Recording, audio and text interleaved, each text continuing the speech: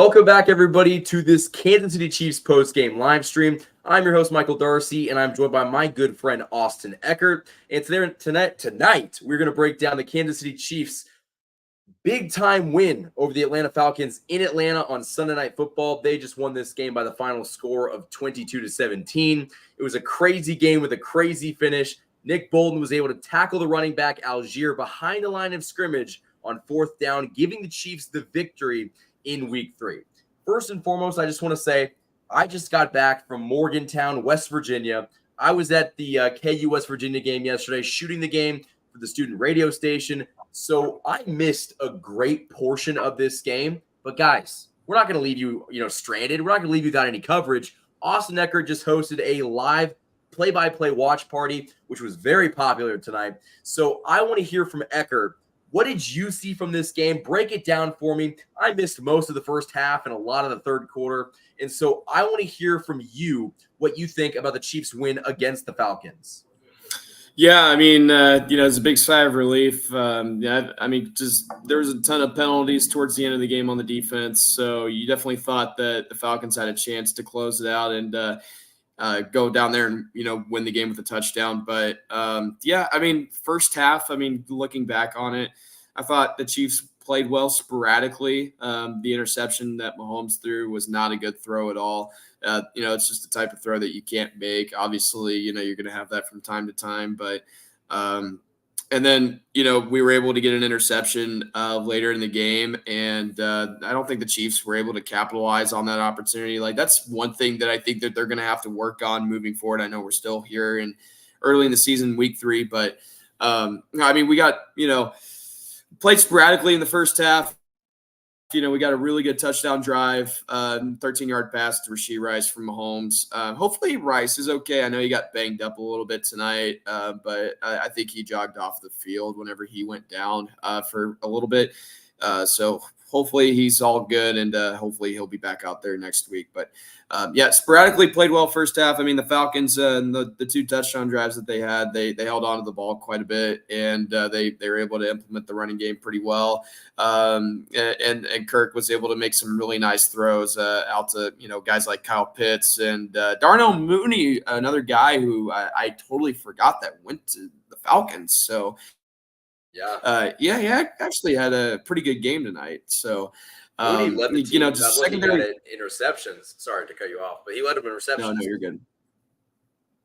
What would you say? I'm sorry. He led them in receptions tonight with 8. Oh, yeah, 11 receptions. I'm sorry. Yeah, I zoned out for a second. Yeah, he did. So I was really surprised to see Darnell Mooney get a lot of action tonight. But, he had a pretty good performance.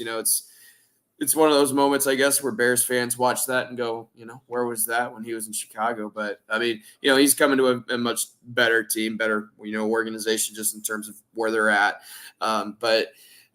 Second half, Chiefs really stepped it up. They played much better. At times, they had some penalties that you can't have during the game, penalties that can really, lose you games even, especially on the road. So, I consider this victory for the Chiefs to be a huge sign of relief because I feel like at the very end, the Falcons had every right to go down there and drive down the field and score a touchdown and take the lead. But the defense for Kansas City just, regardless of the circumstances, regardless of the fact that there were so many penalties, they got the job done. And, both you and I are Jayhawks. A Missouri Tiger won us the game today. So, at the end of the day, he is a Kansas City Chief, and, we appreciate him being a Chief, but, of course, the outside stuff, it's like, Missouri Tiger won us the game,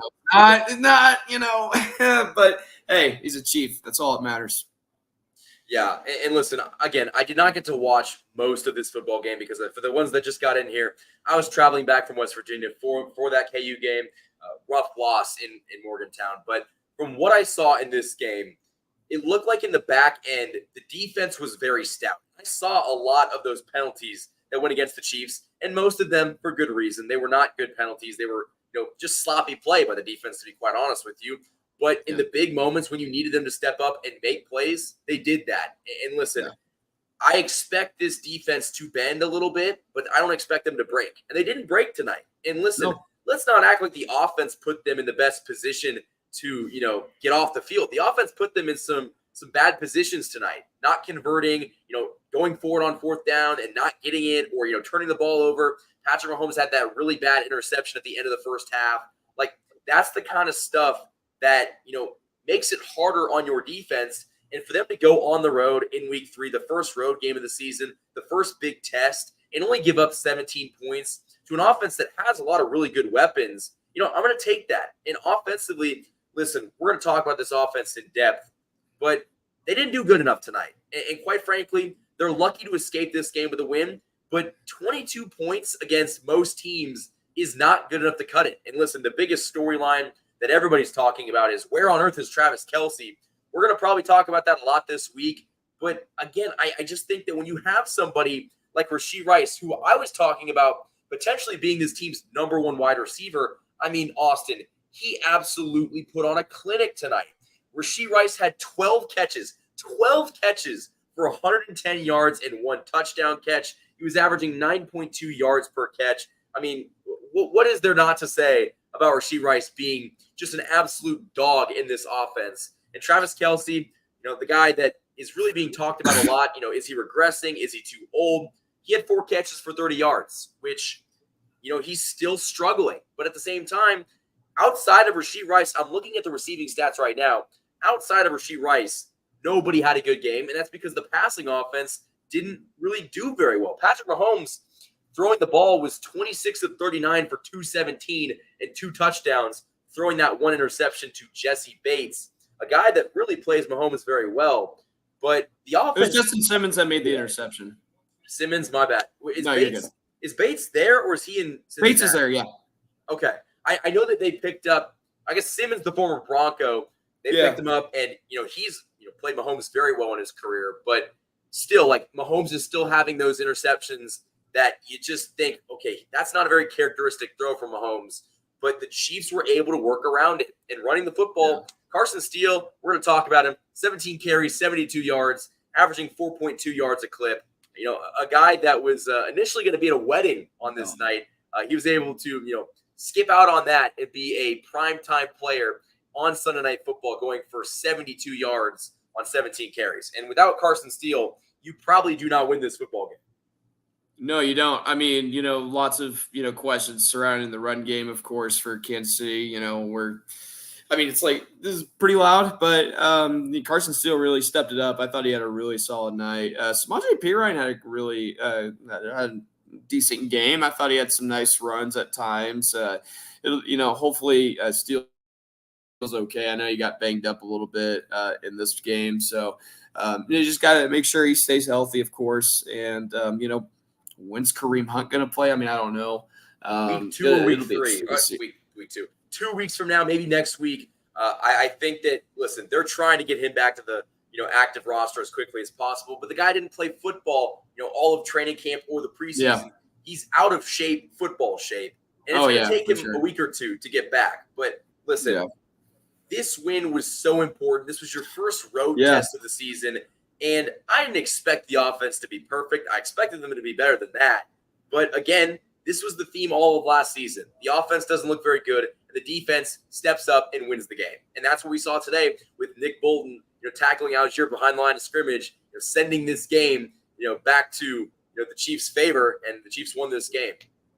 Yeah, I mean, listen, I know the offense didn't really have their best night tonight, but that's a really, really good defense that Atlanta has. Oh, yeah. So, I mean, listen, it's not what they wanted in terms of statistics and all that. Of course, 22 points ain't going to win you every single game. That is for sure.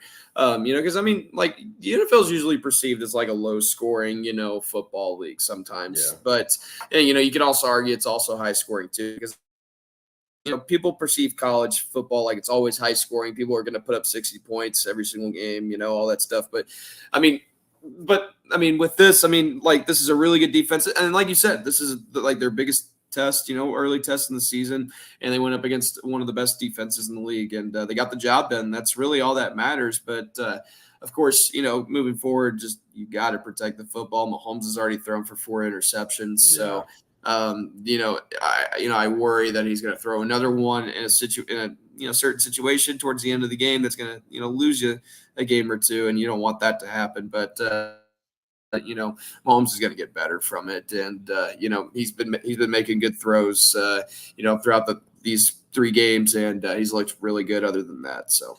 And listen, it's week 3. The Chiefs offense is going to figure it out more. They're going to get better. And last year in week 3, the Chiefs offense did not look anywhere near this put together. No. And it took them till the postseason to figure it out. And so I think that if they can go through these growing pains right now and still find a way to get wins, listen, I don't care. I'll take it.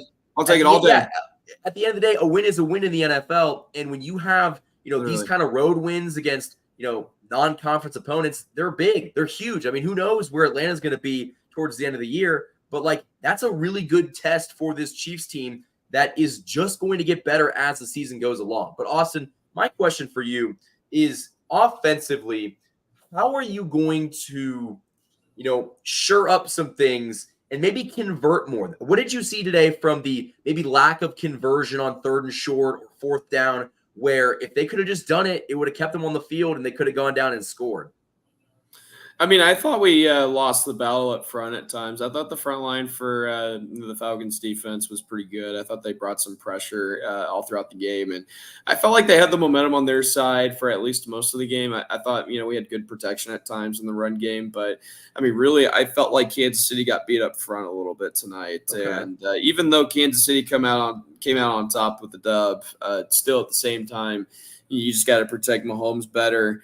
And you got to pretty much open up gateway for Samaje and Carson Steele, and I thought they had some good runs at times, but I mean just winning the battle up front's always important, and I thought the Falcons really got after it at times, and that's just a credit to the amount of pressure they put on the Chiefs tonight.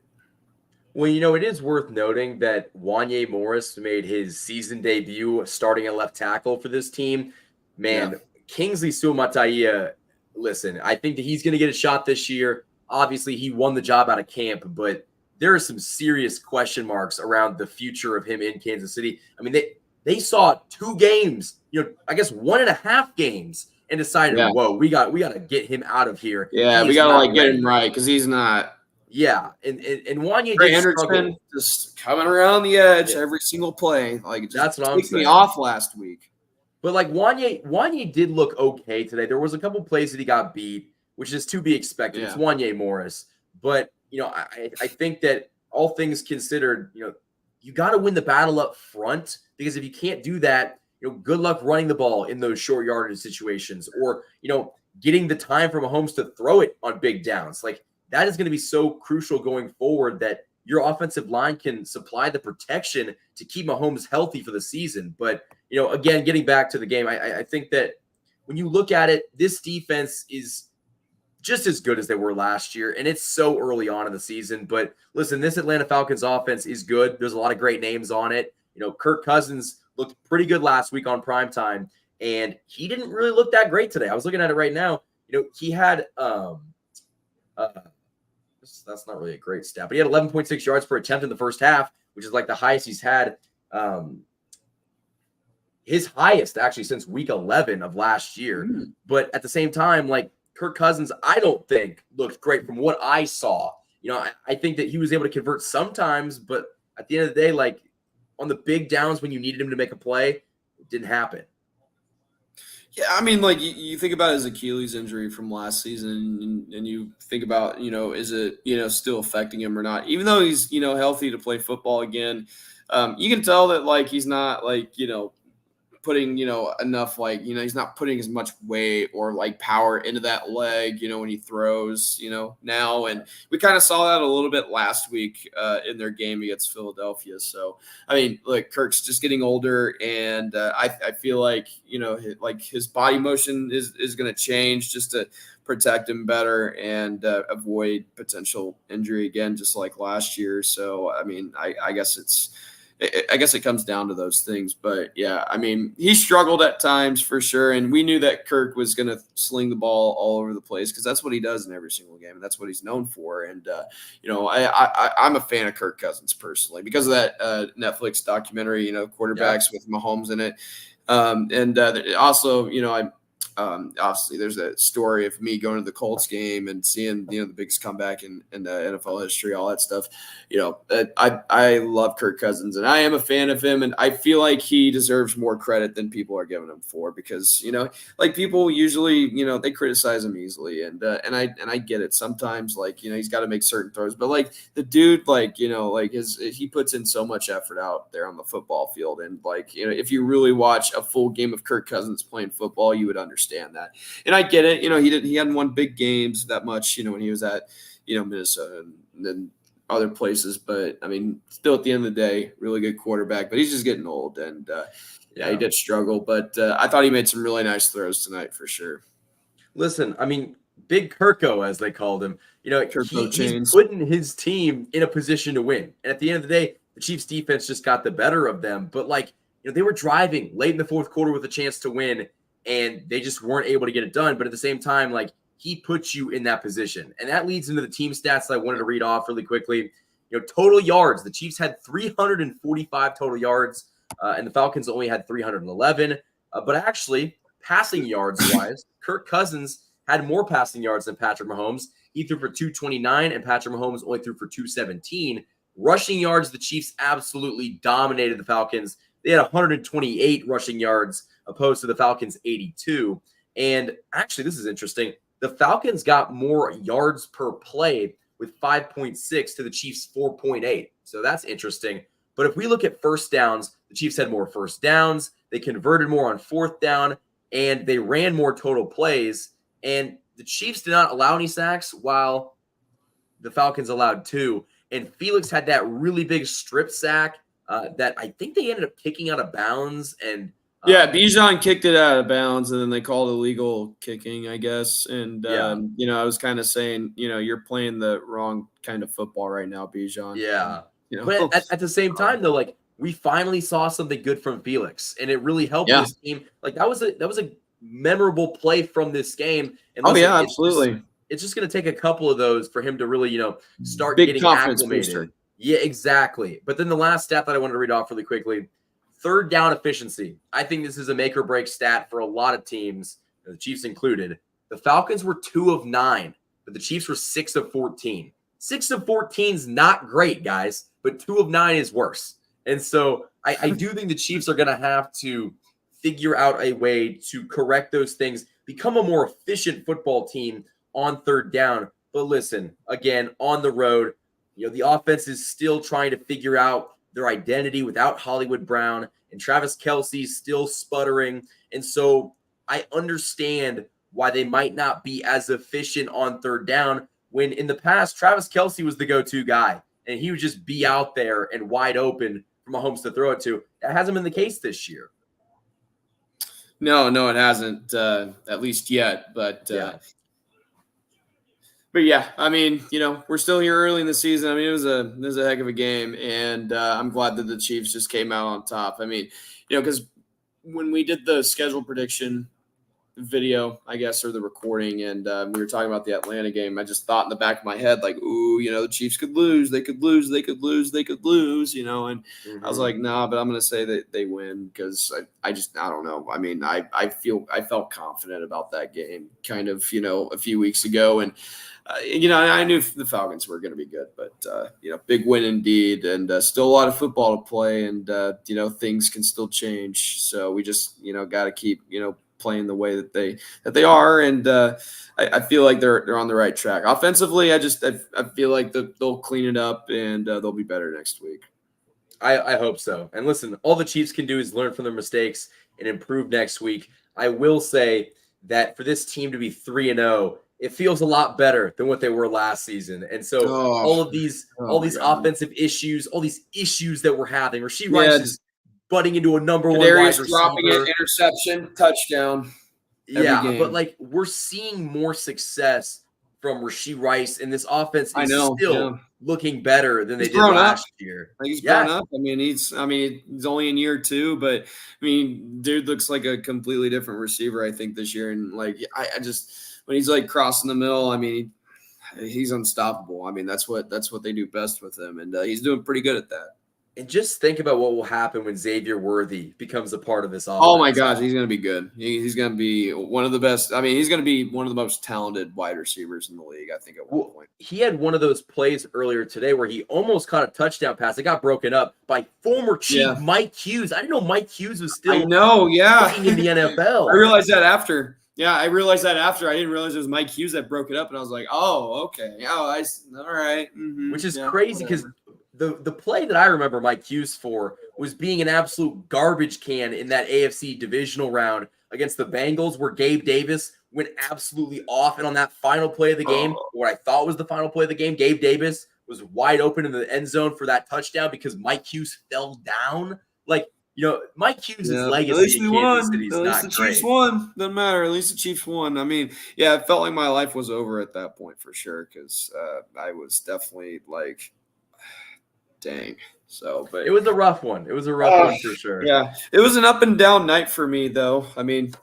some good happened, some bad happened, and I mean, my emotional state was just up and down like a roller coaster, and I did not. How would you say that the emotions felt during this game? You think there were a lot of highs and lows? I mean, at some point, it kind of just for sure.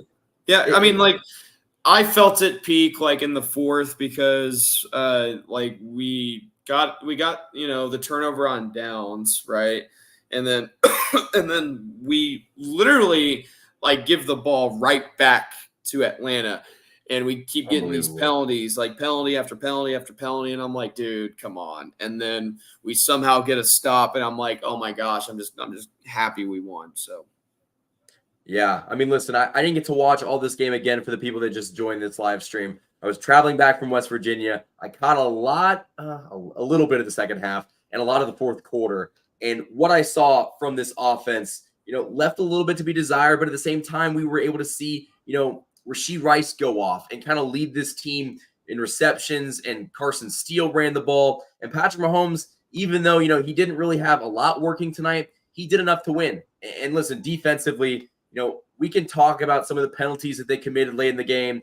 Those are all things that I think that Steve Spagnuolo will have this team, button up and fix to address. But I think that when you needed your players to make a play, Nick Bolton got behind the line of scrimmage and ended this game by tackling Tyler Algier behind the line of scrimmage. And the Chiefs win this game by the final score of 22-17. Now, before we get out of here, I wanted to address some of the comments in the chat because without you guys, none of this would be possible. I want to give a huge shout out to Lucas Murphy, one of the OGs. We've done stuff in the past, content-wise. I know that Austin, he's been, following you for a while also on Twitter, which, you guys can go follow Austin on Twitter. And, it's in the description. It's also Austin C. Eckert. Yes. Absolutely. Go do that. But Lucas Murphy said that this was a sweaty one at some point. The offense has to unleash its true potential. Quick three and almost cost us the big game. But big night for Bolton, and the D stepped up when it mattered. Absolutely, Lucas, and it's great to see you.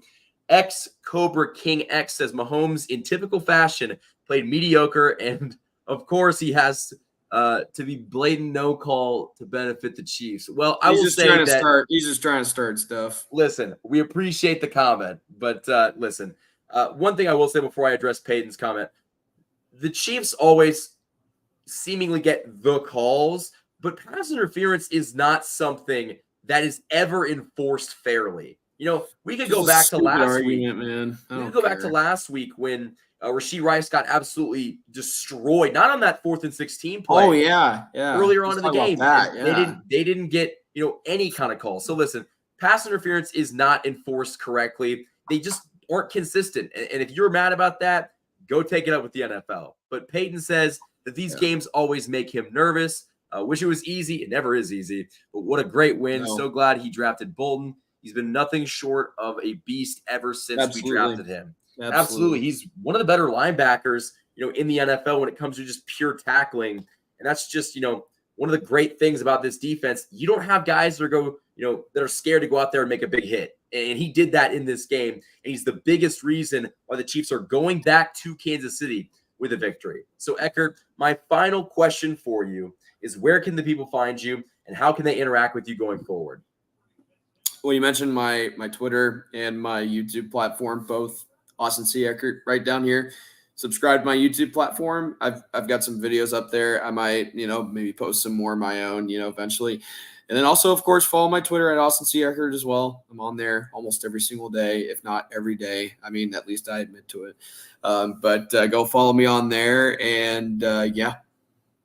All that stuff, guys, is going to be linked in the description of this video. Again, guys, if you want some of the best Chiefs content on YouTube, subscribe to this channel because we've been posting stuff nearly every day. I mean, if you guys just probably came from the watch party that Eckert hosted, we had like over 150 people in there at some point, really growing at the fan base here on YouTube. So if you haven't already, subscribe, like this video if you haven't already. We had 15 to 20 people in this stream at one point. Hit that like button if you haven't already so more Chiefs fans can find it. It really helps us out. And just stick along for more content. We're going to have more stuff all throughout the week. I'm going to go watch a lot of the game film so I can get more up to speed with what actually happened during the first half because I want to be able to really talk about this win in depth in the coming days going forward. So for Austin Eckert, I'm Michael Darcy. Thank you guys for watching this Chiefs post-game live stream. Again, the Chiefs hold on to defeat the Falcons in Atlanta on Sunday Night Football by the final score of 22-17. Until next time, guys, thank you for watching this stream, and go Chiefs.